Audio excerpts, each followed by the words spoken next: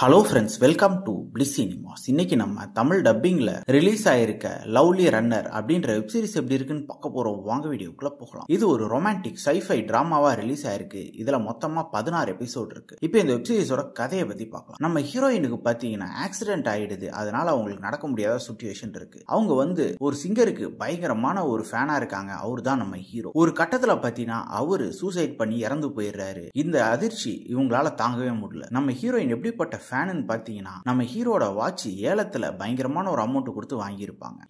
இவர் இறந்துட்டார் அப்படின்றத கேள்விப்பட்டு ஹாஸ்பிட்டலை நோக்கி போகும்போது அந்த வாட்ச் காணாம போயிடுது. திரும்பி வந்து அந்த வாட்சை எடுக்கும் போது பாத்தீங்கன்னா இவங்க டைம் டிராவல்ல போயிடுறாங்க.